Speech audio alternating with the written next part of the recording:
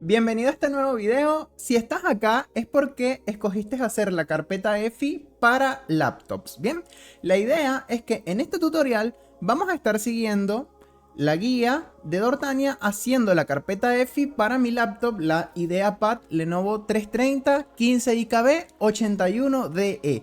Es muy específico y es muy necesario que siempre sepas el modelo puntual de tu laptop con lujo de detalles, porque pueden haber muchos diferentes modelos.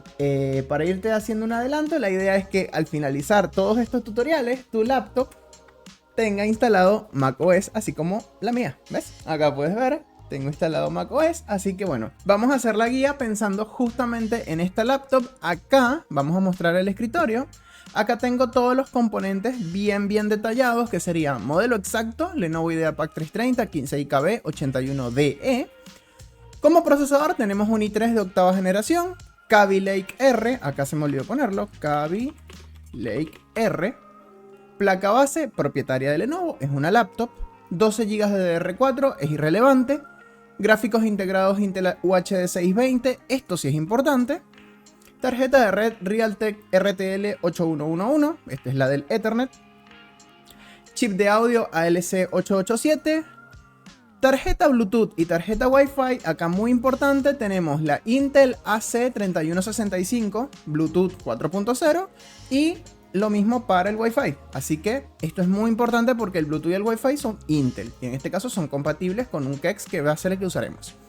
Bien, trackpad muy importante, es Alps, la marca, y se conecta mediante I2C. Así que bueno, una vez que tenemos esto, vamos a arrancar a descargar el paquete de OpenCore. Desde acá directamente le puedes dar clic en OpenCore PKG Release o lo buscas en Google como OpenCore PKG. Y literal el primer resultado ya es el paquete de OpenCore. Nos vamos a descargar la versión Release. Quiero aclarar que existen dos versiones, la versión debug y la versión release. La diferencia es que la versión debug tarda un poco más en arrancar y además técnicamente debería ser mejor para lo que va a ser la depuración. Pero al final, siguiendo todos los pasos de esta guía, la verdad que no vas a tener mayores complicaciones porque vamos a explicar absolutamente todo. Y lo ideal, al menos en mi caso, te recomendaría que uses de una vez ya la versión release y no vas a tener ningún problema. Así que bueno, descargamos la versión release. En este caso vamos a colocarla acá en el escritorio y vamos a descomprimirla. Acá lo que estamos descargando es el paquete de OpenCore, o sea, el bootloader como tal y algunas cositas extra que te trae dentro de la carpeta. Entonces, una vez que ya lo descargamos, acá, bueno, te explica la diferencia entre la versión debug y la versión release. Dice que tiene muchos tiempos, la versión release tiene tiempos de arranque más rápidos, pero que bueno, no la recomienda para debug. Pero bueno, no lo vamos a tener mucho en cuenta porque la verdad que la guía es bastante... Pero la verdad que siguiendo los pasos no vamos a tener mayores complicaciones. Así que bueno, primero y principal, vamos a descargar el OpenCore, ya lo hicimos. Y acá vamos a tener varias cositas dentro de la carpeta del paquete de OpenCore PKG. Vamos a tener una carpeta que se llama Docs, una que se llama IA32, Utilidades y X64. Te explico rápidamente qué es cada una de ellas. X64 es el bootloader pensado para equipos de 64 bits, o sea, básicamente todos, y es la que vamos a estar utilizando. Entonces, vamos a hacer una cosa, vamos a crear otra carpeta en el escritorio. Vamos a hacer una nueva carpeta. Y esta nueva carpeta vamos a colocarla por acá y la vamos a llamar EFI para laptop.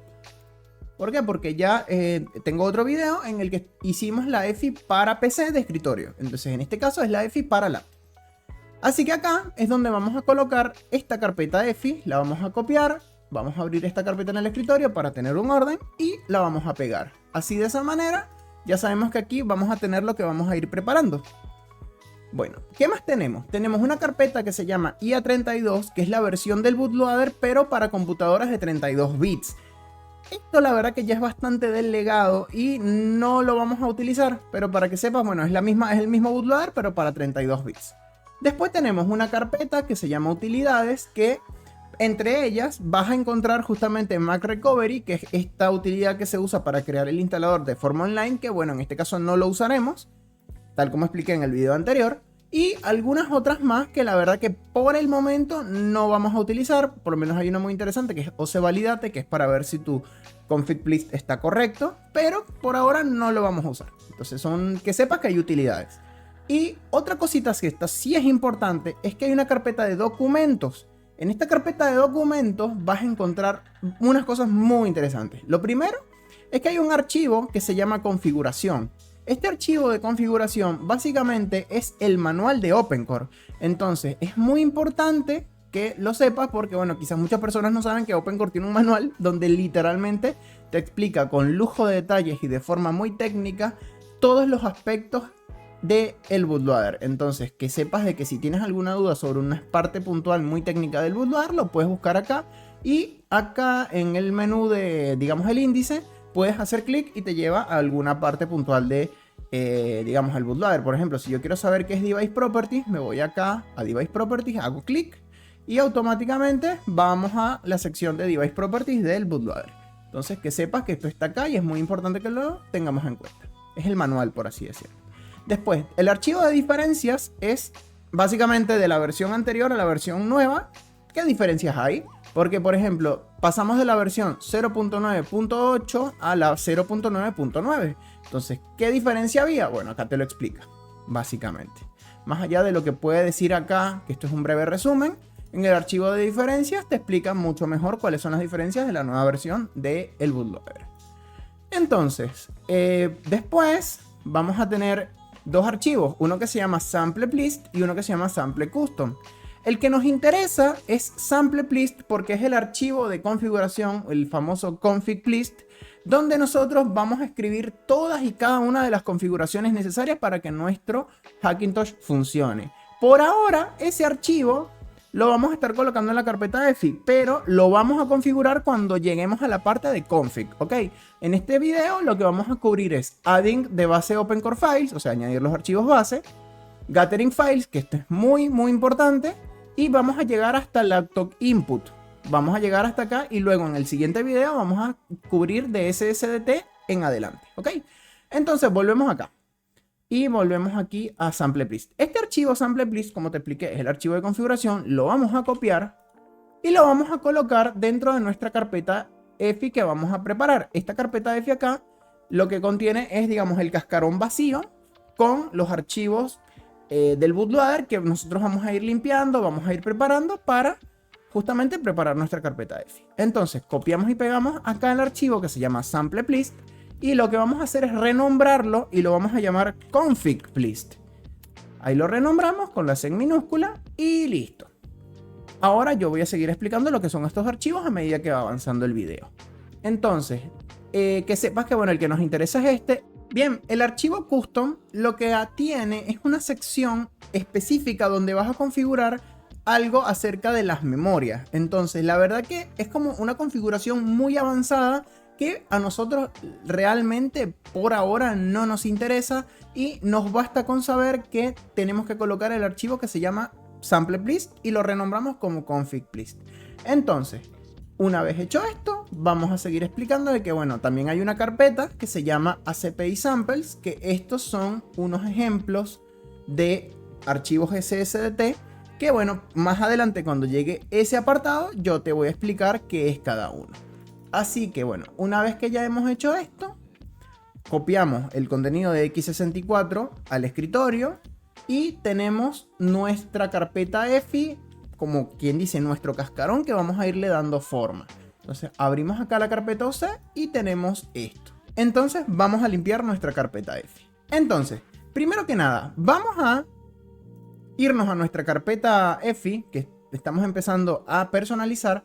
Y nos vamos a ir a la carpeta drivers. En la carpeta drivers vamos a tener unos archivos, muchos archivos, pero que en realidad no funcionan como drivers. Son, digamos, archivos que le dan cierta funcionalidad, son parte del firmware de nuestra computadora, pero que en realidad lo que son los drivers son en realidad los kex, que más adelante los vamos a ir añadiendo uno por uno. Así que bueno, de todos estos archivos que tenemos acá, tal como nos indica la guía, nosotros vamos a tener unos que son opcionales y unos que son requeridos. Entonces, vámonos a la carpeta drivers y nosotros de todos estos archivos Los únicos que vamos a dejar van a ser Open Runtime, que es básicamente uno de los archivos núcleos de OpenCore. Y también vamos a dejar el archivo reset nvram entry, que va a ser útil para cuando estemos realizando ciertos procesos de parcheo y necesitamos resetear algo que se llama la nvram, que ya más adelante te explicaré qué es. Entonces, dejando claro que solo dejaremos este y este archivo, vamos a borrar el resto de archivos. Entonces, todos estos los borramos. Quiero destacar que hay un archivo que se llama OpenCanopy, que por los momentos no lo vamos a dejar colocado. Este archivo OpenCanopy sirve para que nuestro OpenCore tenga una interfaz gráfica mucho más agradable, pero por ahora no es necesario. Yo esto lo explicaré ya cuando estemos haciendo la post-instalación. Entonces borramos esto, vamos a dejar Open Runtime, vamos a borrar esto acá y dejamos solamente estos dos. Así que vamos a borrar esto y listo. Ya con esto es más que suficiente. Entonces volvemos a nuestra carpeta OC. La carpeta ACPI, aquí van a ir los archivos SSDT. Por ahora queda vacía. Después, carpeta KEX. Aquí vamos a colocar lo que son los KEX, los que van a funcionar como si fueran los drivers de nuestra computadora.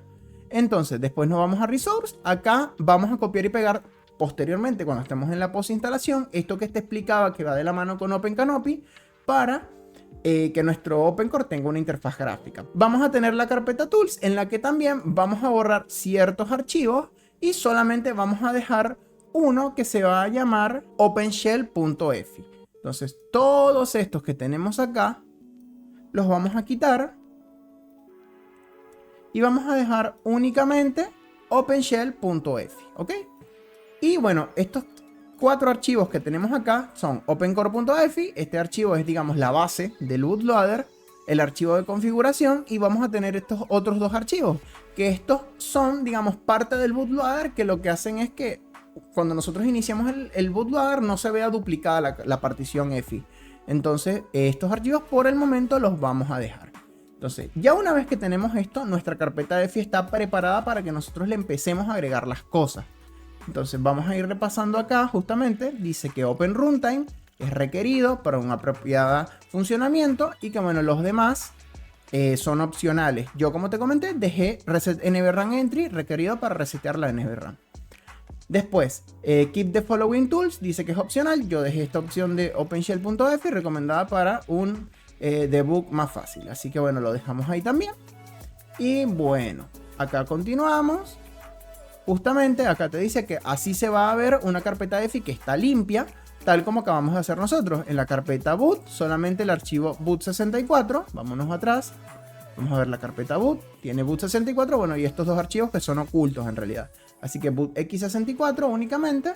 Y en OC, acá vamos a tener en ACPI los archivos SSDT. Todavía no los hemos agregado. En drivers, estos 2 nada más por ahora. En KEX, los KEX que agreguemos próximamente. Resource, por ahora no la tocamos porque no agregamos nada. En Tools, OpenShell.efi y el archivo OpenCore.efi. Por ahora es todo lo que necesitamos. Así que ahora vámonos a la parte de Gathering Files, que acá es donde empieza lo interesante. Bien, en Gathering Files aquí lo que vamos a hacer es empezar a recoger todos los archivos necesarios adecuados según el hardware de nuestra computadora. Bien. Es muy importante porque, a diferencia de cuando hice la carpeta de escritorio, acá vamos a ir siguiendo los de mi laptop. Entonces, vamos a arrancar. Firmware Drivers. Los Firmware Drivers son archivos que justamente se requieren para el correcto booteo, para el correcto inicio del bootloader en nuestra máquina. Entonces, vamos a descargar los siguientes drivers que son requeridos. hfsplus.efi, le damos clic acá, nos lleva a esta página, le damos clic aquí. Descargamos el archivo hfsplus.efi. Acá lo tenemos. Vamos a actualizar esta página. hfsplus. Copiamos. Vamos a nuestra carpeta OC. Y acá en drivers lo pegamos. Bien. Estos archivos que terminan en .efi, muy importante, que son los firmware drivers, van en EFI OC drivers. Así que vamos a revisar EFI OC drivers. Aquí lo colocamos. Después Open Runtime, que ya lo dejamos cuando hicimos la limpieza anteriormente.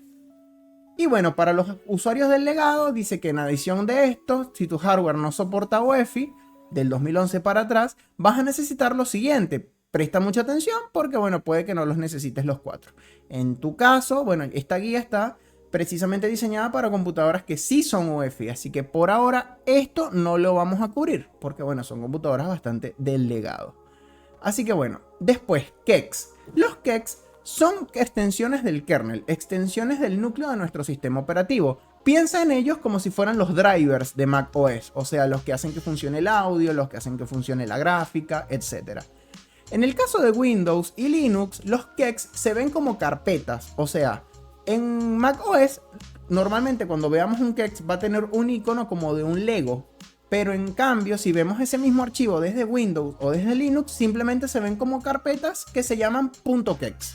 Ejemplo, lilu.kex y se ve como una carpeta. Así que bueno, estos archivos van colocados en EFI o C KEX. Así que vámonos acá a nuestra carpetita, nos vamos a la carpeta de KEX y aquí vamos a empezar a colocar todos estos archivos. Entonces, vamos a ver. Archivos requeridos. Hay dos KEX principales que sí o sí los vamos a tener que tener. Son Lilu y VirtualSMC. Lilu es un KEX que parchea muchos procesos del sistema. Se requiere para que funcione APLC. Esto está relacionado con el audio. Whatevergreen, esto está relacionado con la gráfica. VirtualSMC, que es un archivo, un KEX, que está relacionado con la emulación del chip SMC que tienen las Apple de verdad. Y con muchos otros KEX. Sin esto nuestro sistema no funciona. Entonces vamos a hacer clic acá.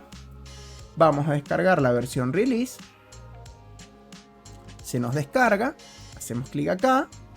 Actualizamos y acá tenemos el archivo. Esto está comprimido. Lo descomprimimos. Y aquí tenemos dentro de esta carpeta el KEX. Vamos a tener dos carpetas. Una que se llama lilu.kex.desim.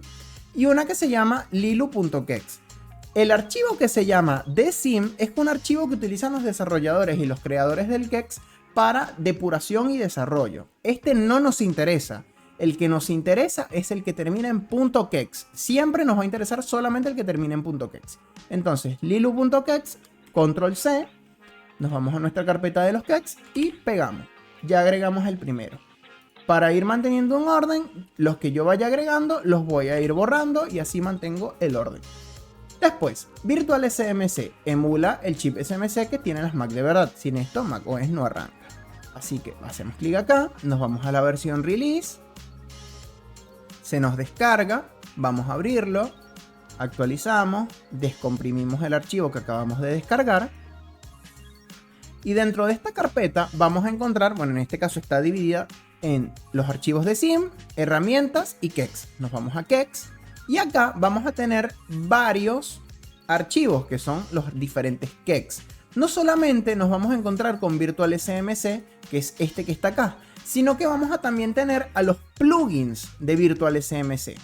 Estos plugins, si bien no son requeridos para iniciar, añaden una extra de funcionalidad para nuestro sistema, como por ejemplo el monitoreo de hardware. Entonces, estos plugins son muy interesantes y está bastante bueno que los tengamos porque le agregan bastante funcionalidades a nuestros hacking. Entonces, vamos a agregar principalmente VirtualSMC, que sigamos el plugin, el KEX principal, pero además de eso, vamos a ver qué vamos a ir agregando, porque en este caso es para laptop, ¿ok? Vamos a tener SMC Processor, que se usa para el monitoreo de CPU Intel, así que bueno, tenemos CPU Intel y 3 de octava generación, así que este lo vamos a agregar. Vámonos acá a la carpeta SMC Processor y lo agregamos. Después, SMC AMD Processor, este es para los monitoreos de los procesadores AMD. No tenemos procesador AMD, si fuera tu caso, agrégalo.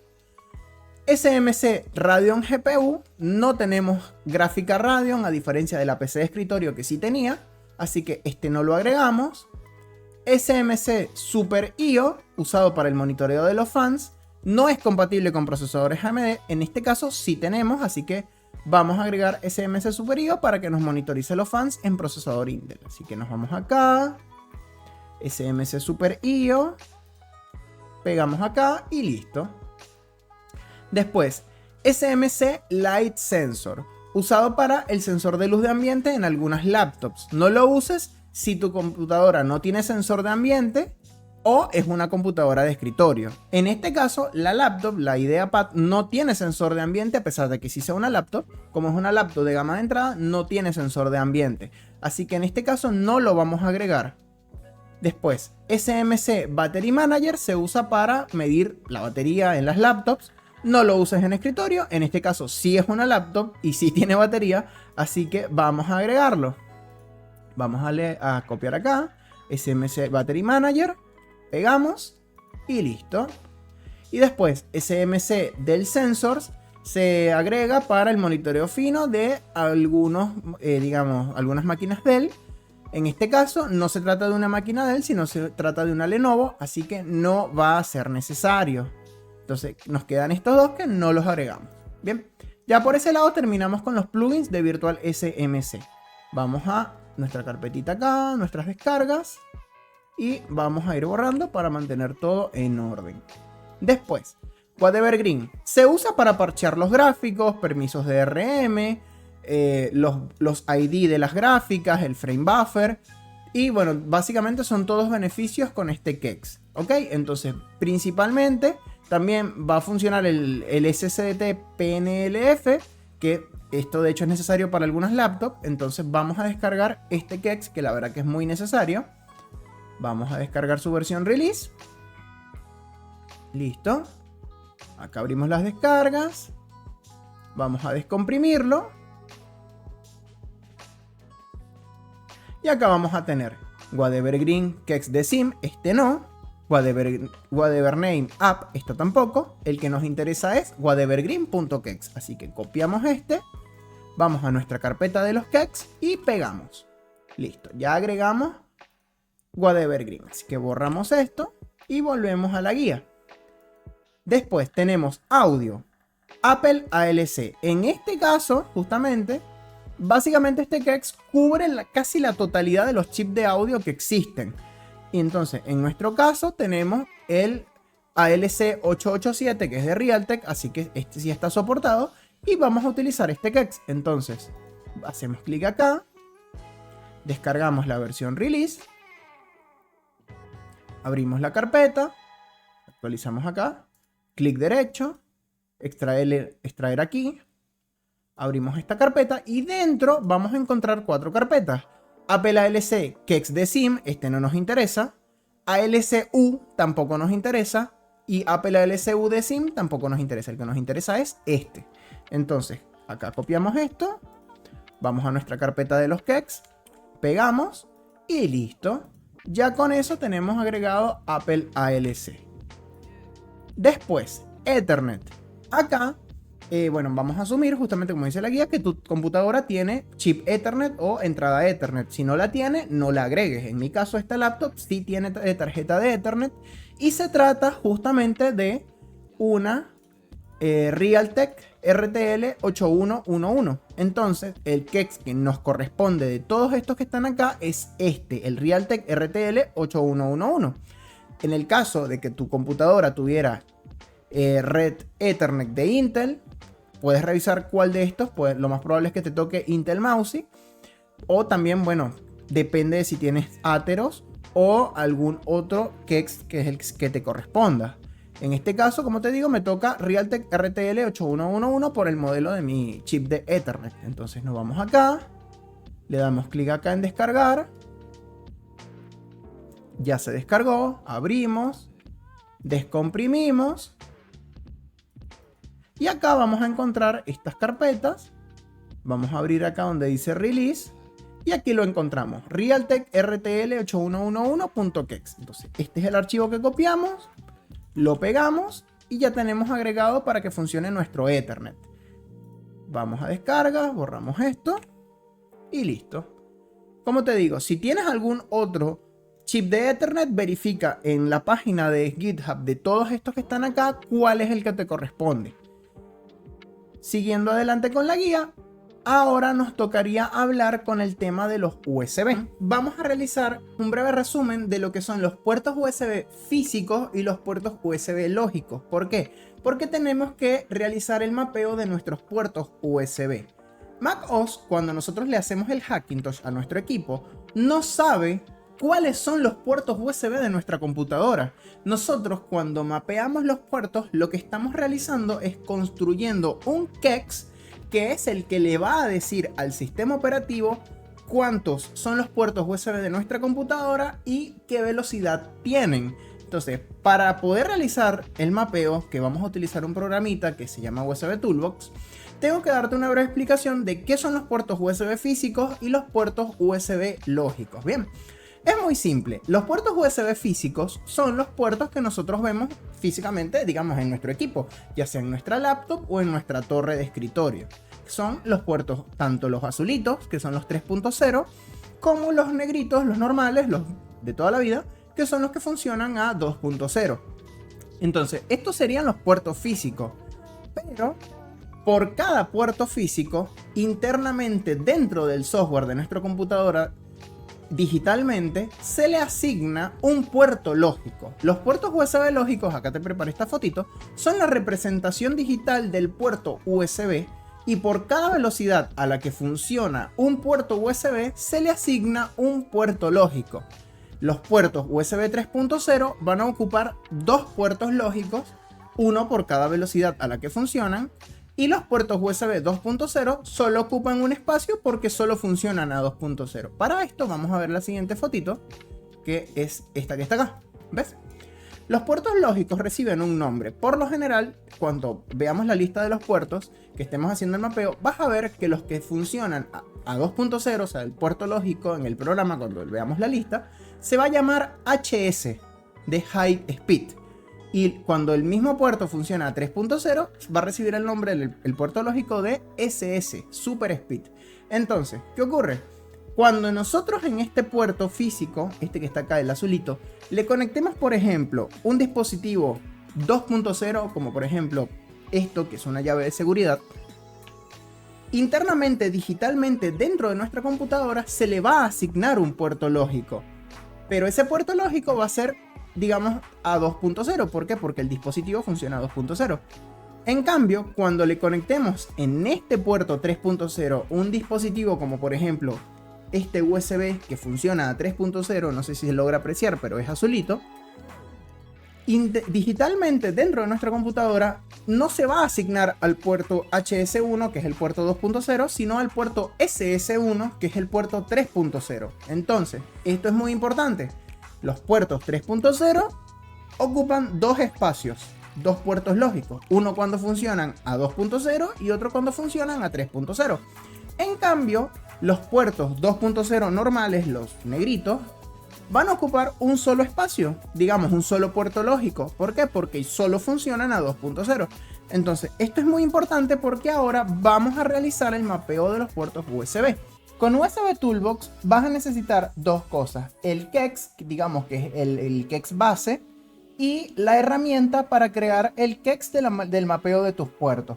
Para iniciar vamos a necesitar, primero que nada, bueno, tener algo que funcione a 2.0, algo que funcione a 3.0 y justo en el caso de esta laptop vamos a necesitar, como tiene lector de tarjetas y este lector de tarjetas va por USB, una tarjeta SD para poder conectarla y que nos lo reconozca el programa. ¿Por qué? Porque justamente lo que vamos a hacer con este programa, con esta herramienta, es ir escaneando todos los puertos USB de nuestra computadora y que de esa forma queden registrados y podamos hacer el mapeo y construir ese KEX que va a ser el que hace que nuestros USB funcionen bien en macOS. Entonces, nos vamos acá a la herramienta, descargamos el archivo windows.exe, que es, digamos, la herramienta para Windows. Y bueno, justo acá me dice que no se puede descargar habitualmente porque, bueno, necesitas saber que confías en este archivo. Entonces le das acá, le das en conservar, te dice asegúrate de que confías en windows.exe para antes de abrirlo. Bueno, esta es la herramienta del mapeo de los puertos, así que sí, confiamos en ella. Le damos acá en mostrar más y le damos en conservar de todos modos. Una vez que ya se descargó, vamos a tener este archivo, que es, digamos, la herramienta para mapear los puertos de USB Toolbox. Para que esta herramienta funcione, nosotros necesitamos tener instalado Python. La manera más fácil y sencilla es simplemente irte a la tienda de Microsoft y acá arriba en la barra buscar Python. Entonces le das clic acá y te vas a instalar, en este caso yo instalé la versión 3.12, pero puedes instalar cualquier otra versión. Simplemente le das en instalar y listo. Ya con eso es más que suficiente. Ahora le das doble clic y se va a abrir este programa que es, digamos, el de mapear los puertos. Lo primero que vas a hacer es darle donde dice D para descubrir puertos. Entonces pulsamos la letra D y le damos Enter. Va a recopilar la información del controlador USB de nuestra computadora y nos va a mostrar la lista de puertos lógicos. En este caso, cada 5 segundos esta lista se va a estar refrescando porque está como escaneando los diferentes dispositivos USB para justamente, digamos, hacer el mapeo. Entonces, ¿qué vamos a hacer? Vas a agarrar y en cada uno de los puertos de tu laptop conectar un dispositivo que funcione a 2.0, que en este caso es el receptor de este mouse, un dispositivo que funcione a 3.0, que es este USB, y en el lector de tarjetas, una tarjeta SD, y en el caso de esta laptop también vamos a tener un puerto USB-C, que de hecho acá, si enfoca bien, dice SS, o sea Super Speed, lo que quiere decir que este USB 3.0.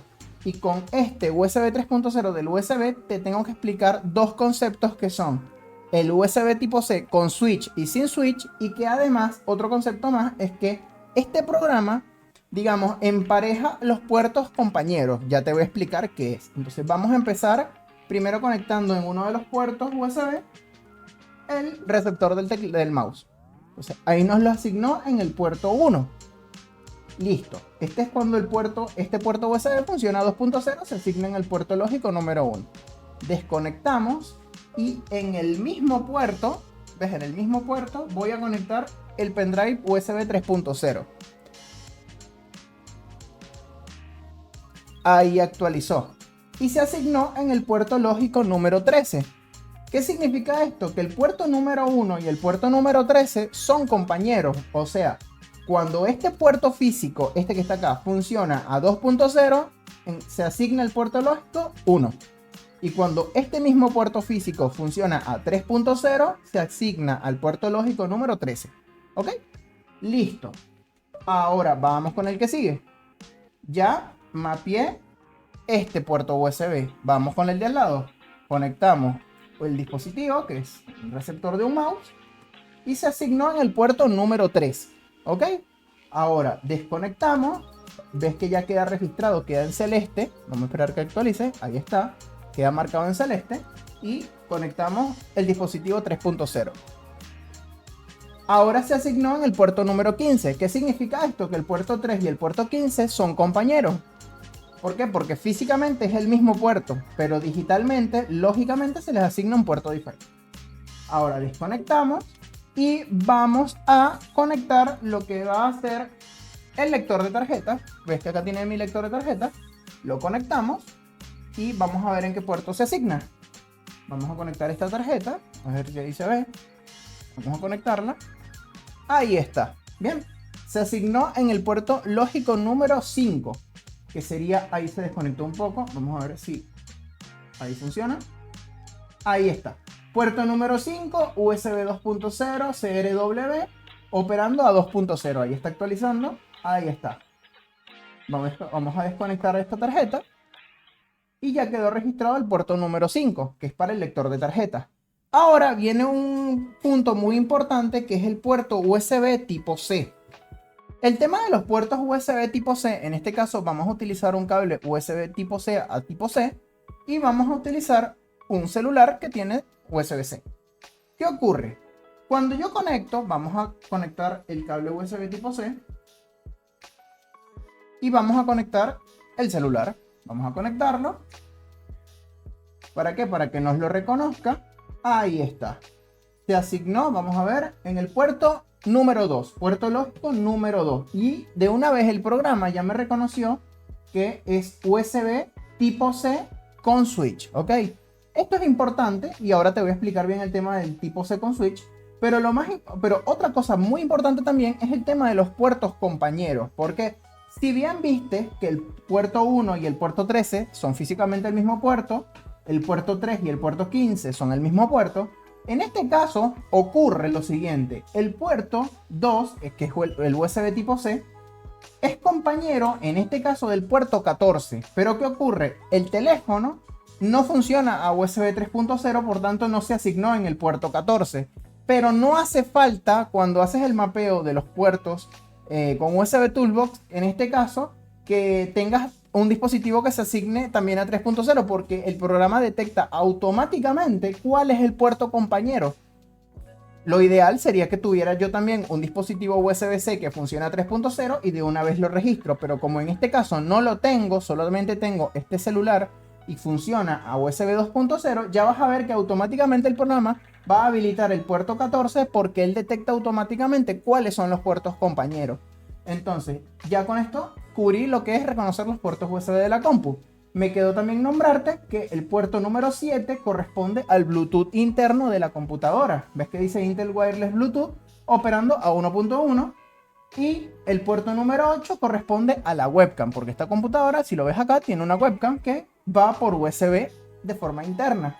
Entonces, ya una vez que reconocimos todos los puertos, tenemos que darle a la letra B para volver al menú anterior y pulsamos Enter. Ya podemos incluso desconectar los dispositivos USB. Así que vamos a apartar esto. Y el siguiente paso es irnos a seleccionar puertos y construir el KEX, que es este que está acá. Entonces, para hacerlo, vamos a acercar un poquito la pantalla. Pulsamos la letra S y le damos Enter. Bien, acá vamos a tener la lista de todos nuestros puertos USB. Bien, acá tenemos la lista de los puertos USB que acabamos de, digamos, reconocer, de mapear. Quiero que notes que el puerto número 2 que está habilitado, todos los puertos que tengan, digamos, el numeral acá, significa que están activados. Y los que están así, que no tienen nada acá, están desactivados. Quiero que notes que el puerto número 2 automáticamente fue emparejado con el número 14, que es este que está acá, que dice USB número 14, tipo C con switch, Companion to 2. ¿Qué significa esto? Que el puerto lógico número 14, es el puerto USB-C cuando funciona a 3.0. Aunque yo no tenía un dispositivo USB 3.0, el programa me lo reconoció automáticamente. Entonces, eso está buenísimo. Por eso me gusta hacer el mapeo desde Windows, porque con esta herramienta es muy fácil hacerlo. Entonces, listo también. Lo que viene ahora que tengo que explicarte es el tema de los puertos físicos. La primera columna corresponde al número del puerto. La segunda corresponde a la velocidad a la que funciona. Y la tercera corresponde físicamente al tipo de puerto que es. En este caso y en esta ocasión puntualmente, todos los puertos se reconocieron correctamente y su velocidad y también qué tipo físicamente de puerto es. Pero en el caso de que no te reconozca, como me pasó a mí en la computadora de escritorio, nosotros podemos cambiar que el programa aquí indique que el puerto USB es de otro tipo. Vamos a suponer, por ejemplo, que el puerto USB número 8, que es el de la webcam, que es este que está acá, suponte tú que este puerto no es interno, sino que este puerto en realidad es un puerto USB tipo A, normal de toda la vida, de los negritos. Entonces, nosotros vamos a contar acá con una lista, que es la T, que dice Show Type, de todos los puertos y los tipos de puertos USB que existen. Entonces le damos a la letra T, pulsamos Enter y acá se nos muestra una lista de puertos USB con un número. En este caso, por ejemplo, tipo A, que es el normal, que funciona a 2.0 nada más, es 0. USB tipo C, que funciona a 2.0 nada más, que no soporta 3.0, es el 8. USB tipo C con switch es el 9. USB tipo C sin switch es el 10. Ya te voy a explicar lo que es. Y por ejemplo, en los puertos USB 3.0, que funcionan tanto a 3 como a 2.0, tipo A es el número 3. Bueno, este es el número que el programa les asigna para cuando vayamos a cambiar usando una formulita. Ahora te tengo que explicar lo que es USB tipo C con switch y sin switch. Nosotros cuando conectemos un dispositivo USB-C, por ejemplo, acá tengo el cable, y yo lo conecto acá, si yo conecto el cable en el puerto USB tipo C y se asigna en el puerto lógico número, vamos a poner un ejemplo, 9, y yo desconecto el cable USB, lo giro y lo vuelvo a conectar y se asigna en el mismo puerto, significa que ese puerto USB tipo C es con switch. En cambio, si se asigna primero en el puerto 9 y yo desconecto el cable, giro el cable USB porque es reversible y lo vuelvo a conectar y se asigna en un puerto lógico diferente, entonces significa que era USB tipo C sin switch, without switch. Entonces, ya una vez que sabemos esto, vamos a suponer que, vámonos para atrás pulsando la letra B y le damos Enter. Vamos a suponer que el puerto número 8 no era interno, sino que era tipo A. Tipo A del normal, a 2.0. Entonces, para cambiarlo, vamos a pulsar T, 2 puntos, el número del puerto, en este caso 8. Entonces, T, 2.8, 2 puntos, el tipo de puerto según la lista que teníamos acá en Show Types. Vamos a volver a la lista y vamos a ver que tipo A es 0. Entonces, sería T, 2 puntos, el puerto número 8, 2 puntos, 0. Entonces, cuando yo pulse Enter, el puerto número 8, en vez de ser internal, va a cambiar a tipo A. Ahí está, tipo A. Bueno, ahora está incorrecto, porque no es tipo A, es tipo interno, porque ese es el de la webcam que va conectado de forma interna. Entonces, para volverlo a colocar como corresponde, vamos a escribir T, 2 puntos, 8, que es el puerto número 8, 2 puntos, 255, que es el número que corresponde para cuando el puerto USB es interno. Pulsamos Enter y vamos a ver que acá de tipo A cambia a interno. Bien, entonces este procedimiento lo vas a hacer con todos tus puertos USB y una vez que ya lo hayas hecho, también tienes que tener en consideración el tema de la limitación de los puertos USB en macOS. ¿Por qué? Porque en el caso de Windows tú puedes tener la cantidad de puertos USB que tú quieras, pero macOS tiene una limitación de 15 puertos lógicos. O sea, en el caso de esta laptop solamente estoy usando 9 de 18 puertos. Pero en el caso de mi PC de escritorio yo tuve que deshabilitar uno de los puertos porque ya me pasaba, tenía 16 puertos lógicos. No significa esto que en uno de los puertos USB yo no pueda conectar un hub y tener muchos puertos más USB. Sí puedo, pero de forma nativa, de forma natural, la computadora no puede pasar de 15 puertos lógicos, ¿ok? Entonces, en este caso estamos usando 9 puertos lógicos, estamos en un límite sano, estamos bien. Una vez que ya confirmamos que todos los puertos USB están mapeados, el tipo también es correcto, vamos a pulsar la letra K para construir el KEX. Y de hecho ya acá te está avisando que se va a construir UTB-Map, que es el KEX de tus puertos, pero que esto requiere también el KEX USB Toolbox. Entonces este KEX USB Toolbox lo vamos a descargar también de la página. Entonces vamos a pulsar K y Enter para construir el KEX y se va a guardar en donde teníamos el programa, en este caso en la carpeta de descarga. Acá la tenemos. Tenemos utbmap.kex. Este es el KEX del mapeo de nuestros puertos en esta laptop puntualmente. Entonces, este KEX lo vamos a acompañar del KEX USB Toolbox. Entonces, vamos a darle clic acá. Nos va a llevar a esta página. Le damos en donde dice Release. Descargamos la versión Release de USB Toolbox. Le abrimos la carpeta. Descomprimimos. Y acá vamos a tener el KEX USB Toolbox, que es este que está acá, usbtoolbox.kex. Entonces vamos a colocarlo acá en la carpeta de descargas. Vamos a borrar estas dos cosas.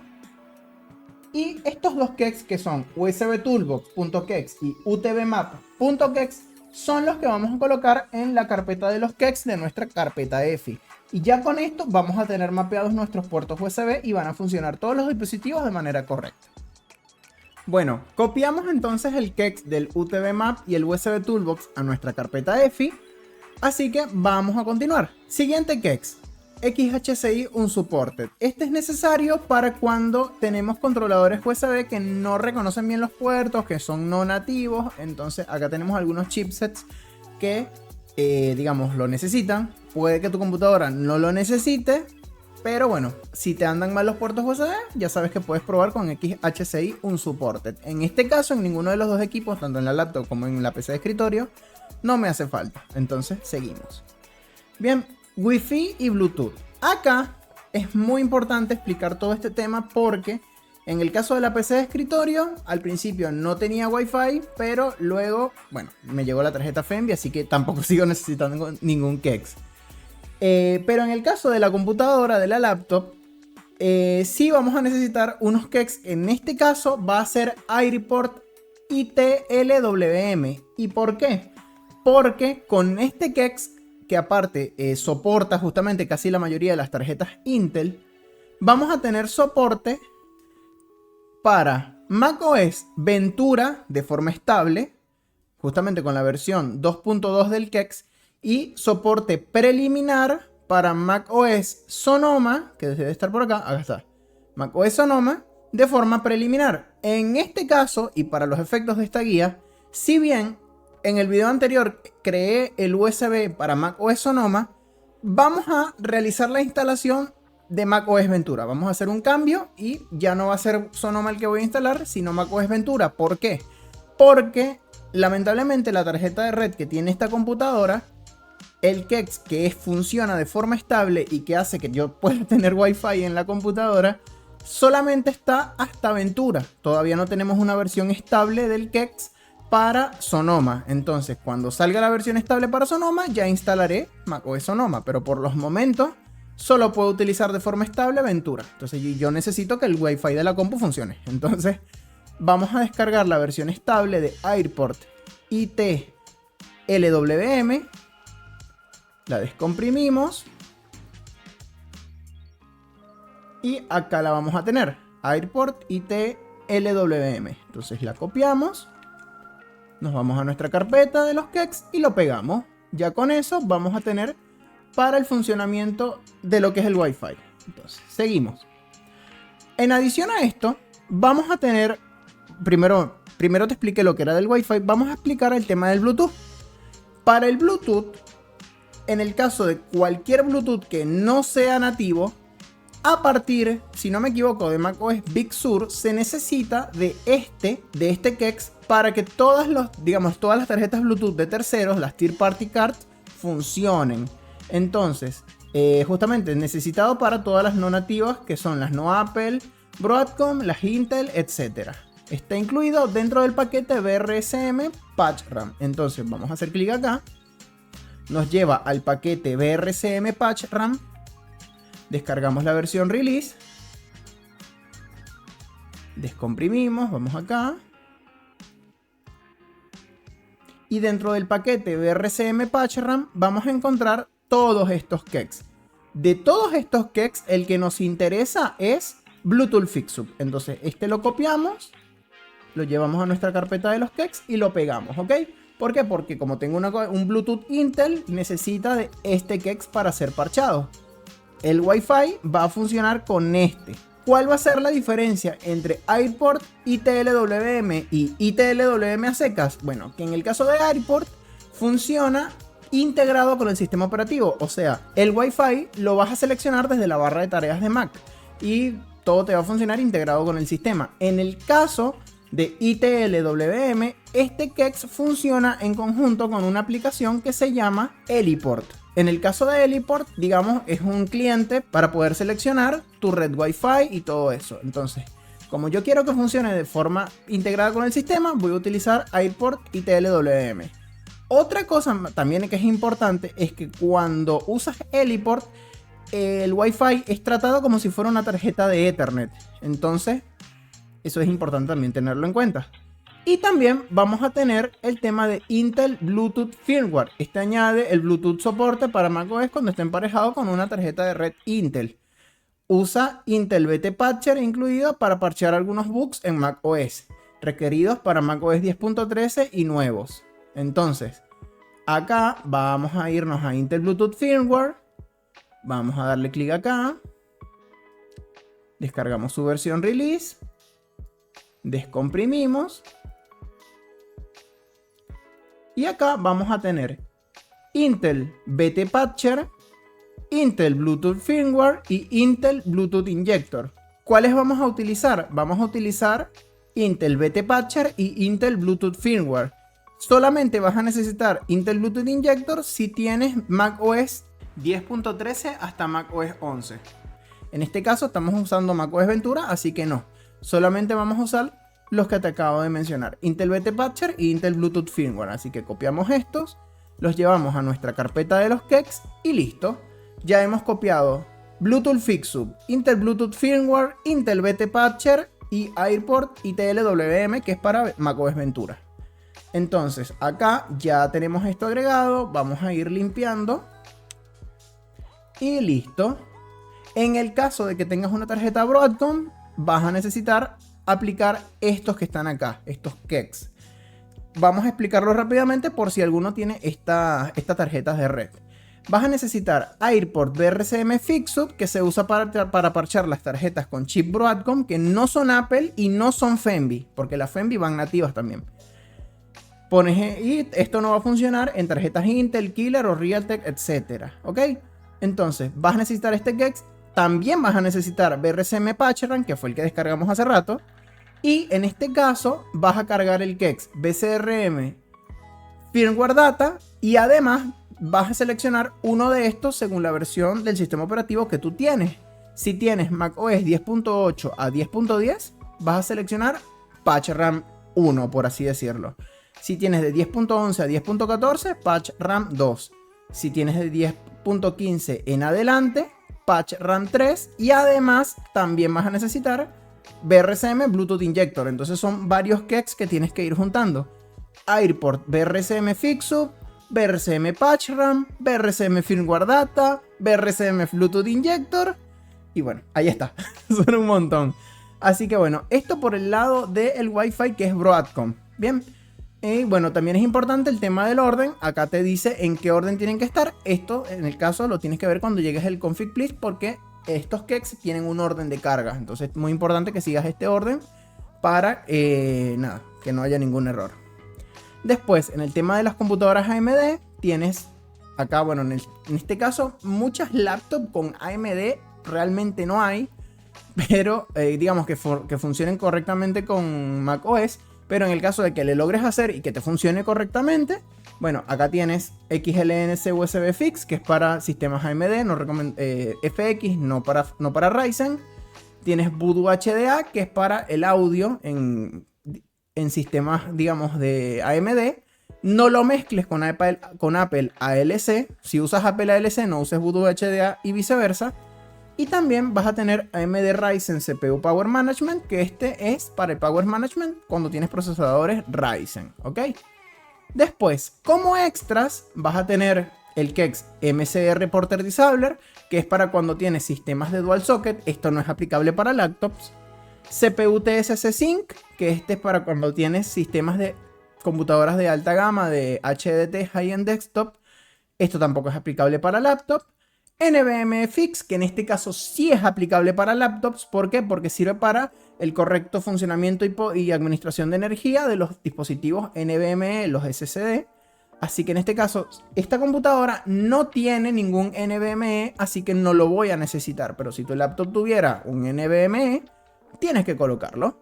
En el caso de que los SATA no te funcionen correctamente, o no te los reconozca, o haya algún error, aquí tienes este KEX SATA Unsupported. También en el caso, y acá tengo que detenerme a explicarte un temita de la compatibilidad, está el KEX CPU Topology Rebuild. Pero el tema es que en laptops justamente vas a llegar en temas de compatibilidad desde la gráfica integrada hasta la 10ª generación. Entonces no hay laptops que tengan procesador Alder Lake que sean compatibles. Solamente esto aplica para escritorio. Entonces este KEX no lo vamos a tener en cuenta porque no aplica para laptops. Después, Restrict Events, que es un KEX que parchea muchas cosas del sistema, es muy útil. Sirve, vamos a poner un ejemplo rápido, por ejemplo, cuando utilizas el SMBIOS de Mac Pro 7,1 y te tira el error de las memorias porque el sistema no reconoce bien las memorias del sistema. Sirve para parchear ese error, también para habilitar las actualizaciones over the air, que para que te aparezcan en el panel de preferencias. Entonces sirve para parchear muchas cosas del sistema, pero bueno, en este caso y para mi computadora no lo necesito, así que por ahora paso de él. Si tu computadora lo requiere, léete bien las especificaciones del KEX y si tienes algo que le necesites, colócalo. Después, Emerald SDHC sirve para el soporte de los discos MMC, que son estos discos que vienen, digamos, soldados a la mother, que son estos, digamos, almacenamientos que vienen soldados a la placa. Bueno, en este caso mi computadora no tiene este tipo de almacenamiento, así que no lo necesito, ¿ok? Así que bueno, eso hasta acá. Luego, muy importante, viene el tema de la laptop input. El laptop input se refiere al funcionamiento tanto del teclado como del trackpad, cosa que es fundamental. Entonces, acá vamos a tener diferentes keys, ¿ok? Primero que nada, teclados PS2 y trackpad PS2. Este kex Voodoo PS2 hace que funcionen los diversos trackpads y mouse y teclados que funcionan por PS2. La gran mayoría de los teclados que van en las laptops van a ir por PS2. Así que incluso aunque tu computadora no tenga teclado PS2, la verdad que está bueno que lo coloques para que estés cubierto en caso de que no te hayas dado cuenta y sí sea PS2. Así que lo vamos a descargar y lo vamos a colocar. Entonces vamos a descargar la versión release. Vamos a descomprimirlo. Y vamos a agregar Voodoo PS2 Controller. Así que copiamos. Carpeta de los keys. Pegamos. Después, Rehabman Voodoo PS2 es para sistemas antiguos con PS2. En este caso no lo vamos a utilizar porque tenemos la versión más reciente que es Voodoo PS2 normal. Después, si tu trackpad es SM-Bus, vas a necesitar Voodoo RMI. Acá dice para sistemas con trackpad Synaptics que van por SM-Bus. Requiere macOS 10.11 y nuevos para las funciones MT2 y depende de Accidental a Voodoo PC2. O sea que este kex Voodoo RMI tiene que ir en conjunto con Voodoo PC2. Por eso siempre te dije que aunque no lo vayas a usar, siempre es importante que dejes Voodoo PC2 porque es un kex muy importante, muy base y de él dependen otros kex, así que colócalo. Entonces, si tuviera yo trackpad SM-Bus, coloco este. Voodoo SM-Bus para sistemas con trackpad Elan. Mi trackpad no es Elan. Mi trackpad es Alps. Acá lo tenemos. Es un Alps y que se conecta además por I2C. Así que vamos a minimizar esto. Vamos a cerrarlo.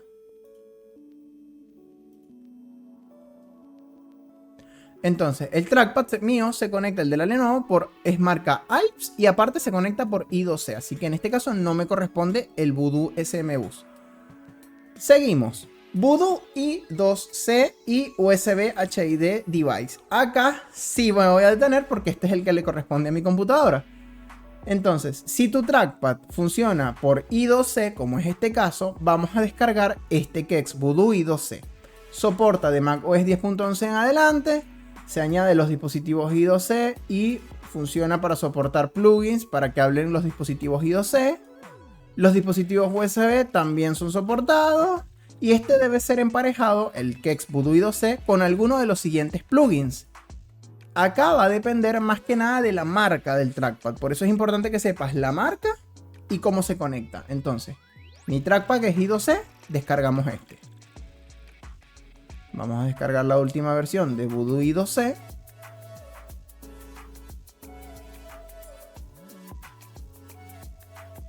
Y acá lo tenemos. Voodoo I2C kex. Este. Vamos a colocarlo. Vamos a colocarlo. Control K. Acá lo colocamos. Y este lo vamos a acompañar de alguno de estos que está acá. Multitouch HID. Este kex lo vamos a usar cuando nuestro trackpad o nuestra pantalla touchscreen se conecta por I2C y por USB. Y va a ser usado en la gran mayoría de los, digamos, de los kex. O sea, vas a acompañar Voodoo I2C, además Voodoo I2C HID y además alguno de los que están acá abajo. Y lo vas a encontrar dentro de la carpeta de Voodoo I2C. De esta está, Voodoo I2C HID. ¿Ok? Después, Elan, en el caso de que tengas un trackpad Elan que va por I2C, acá te dice vas a necesitar Voodoo I2C Elan más Voodoo I2C HID. Así que en este caso no tengo Elan, no lo vamos a usar. FTE1001 Touchpad, si tienes un trackpad de esta marca, acá lo debes tener. Voodoo I2C FTE, acá está. Si tú tienes este, úsalo. Después Atmel, si tienes esta marca, Voodoo I2C Atmel MXT, acá está. Voodoo Atmel, debe estar por acá. Atmel XT, aquí lo tienes. Y por último, muy interesante, acá tenemos Voodoo RMI para Trackpad Synaptics, que también te dice que requiere Voodoo I2C only para cuando funciona I2C. Y el que me corresponde a mí, que es Alps HID. Entonces, vamos a descargar Alps HID. Descargamos la versión release. descomprimimos. En este caso vamos a tener Alps HID y Voodoo I2C HID también. Entonces, para que me funcione el trackpad vamos a necesitar Voodoo I2C, Voodoo I2C HID y Alps HID. Entonces vamos a copiar esto, lo agregamos a la carpeta de los keys y ya tenemos todos los keys necesarios para que me funcione el trackpad, ¿ok? Así que, bueno, acá ya por el tema de los trackpad tienes cubierto la mayoría de los trackpad que vas a tener. Después vas a tener el Kex S-Enabler, que este sirve para asfixiar el tema de las lecturas de las baterías de la laptop. Lo vamos a necesitar. ¿Para qué? Para que tengas la lectura correcta de la laptop, de la batería de la laptop. Entonces ya acá descargamos la versión release. Descomprimimos. Y vamos a copiar ese Enabler Kex. Así que vamos a copiarlo. Lo agregamos a nuestra carpeta de los keys y vamos a ir limpiando porque se está haciendo mucho acá. Y bueno, seguimos. Y por último, acá vamos a tener Brightness Case, que esto es justamente para fixear y que sean, digamos, el correcto funcionamiento de las teclas de brillo de nuestro teclado. Acá, no sé si se alcanza a ver, acá en la parte, en la fila superior, mi computadora tiene las teclas de brillo. Entonces, justamente este Kex lo que hace es que esas teclas de brillo funcionen. Entonces vamos a hacer clic acá, descargamos brightnesscase.release, abrimos, descomprimimos y ya lo tenemos. Copiamos el Kex y lo llevamos acá a nuestra carpeta de Kex.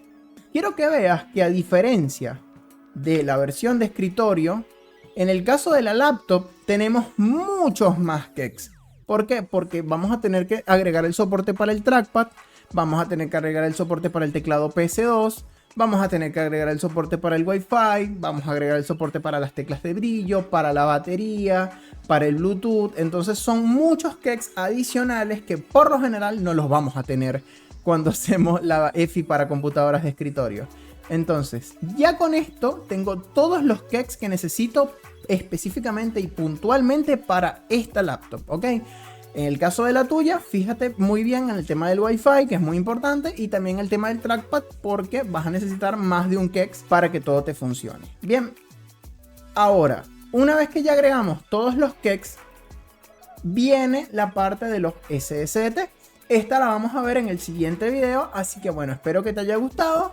Dale like si es así y nos vemos en el próximo video. Hasta luego.